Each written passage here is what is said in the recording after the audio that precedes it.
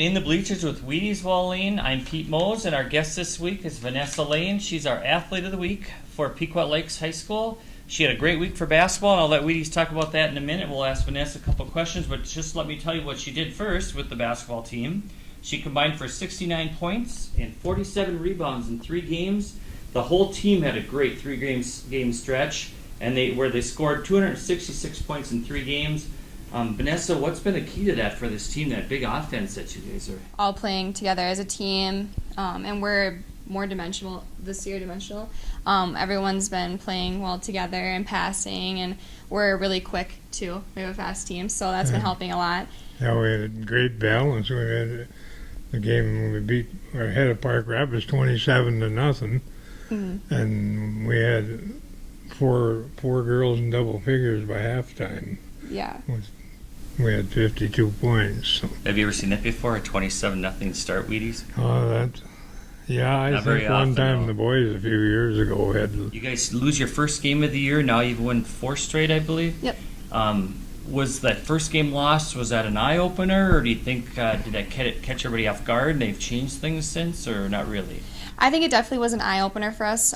They're a great team that we played, and they really showed us like we need to work on like boxing out and like working together as a team and everything, and it just definitely helped us figure out what we need to improve together. So we've been working on it in practice and during the games too, things that we need to work on, and I think it's been really improving in our games.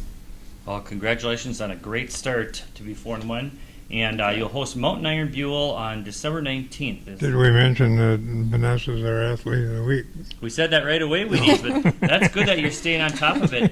In my column this week, I mentioned, too, Vanessa had an interesting day. Can I mention that? Yeah, that's fine. Last week, she ended up going to the hospital. Everything's okay now, but it was a scary day, and so one day you'll probably never forget. And you end up playing a basketball game that night, having a great game. It was in the middle of her 3-game stretch with all the points, and that was scary, and it's common with young adults that they can black out with what happened. And maybe you want to tell real quickly what happened that day?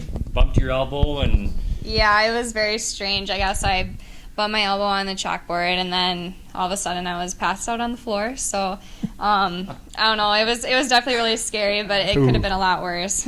It's funny, all the games and sports you play, 3-sport athlete, you've really never been hurt, knock on wood, in a game or anything, and all of a sudden you get hurt taking a math test, and who knows, but it all worked out, and congratulations on your great start and being our Athlete of the Week. Thank you. Thank you.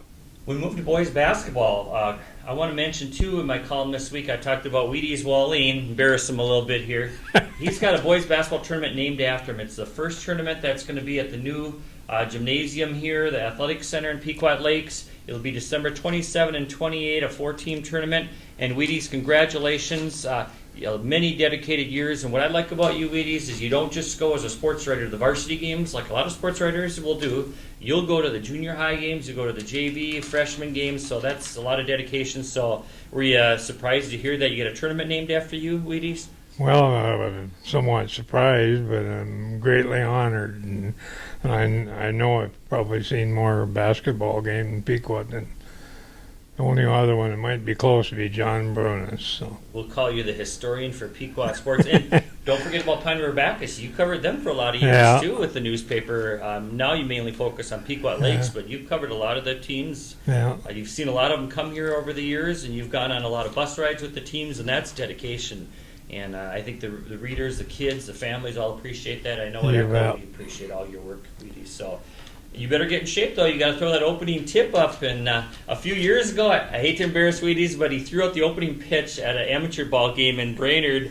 And he went up there, and he's a former amateur player himself, hit a lot of home runs as a lefty, and his first pitch, ceremonial first pitch, was spiked into the ground about 10 feet past you, Wheaties. In fairness to you, you didn't get a chance to warm up, but you get to throw up the opening tip-off for the first game. Yeah, that'll be at 6 o'clock before Hermantown.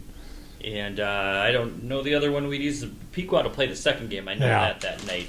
But it's at 6 o'clock on the 27th. And I know you'll be there for all those games, so that's really cool. And speaking of basketball, again, Pequot Lakes, the boys are 3-2 overall. They lost to Park Rapids on December 17th. They'll host Pillager on Friday, December 20th. And basketball, too, again, Pine River Bacchus. They are 0-4 this year. They're a young team up there. They'll play Monaga Friday, the opener of a 4-team Monaga tournament. We have a lot of tournaments coming the next couple weeks, and I did mention that in my column this week for hockey and basketball, the different tournaments going on. The Road Crew Wrestling Team finished 10th at the Paul Bunyan Invitational in Brainerd last week. Tristan Rubner of Pine River Bacchus, he won a title, and that's his second Paul Bunyan title, so congratulations. He's the Pine River Bacchus Athlete of the Week. The Road Crew are 4-1, and they'll compete in the Big Bear Tournament in Cass Lake the 20th and 21st of December.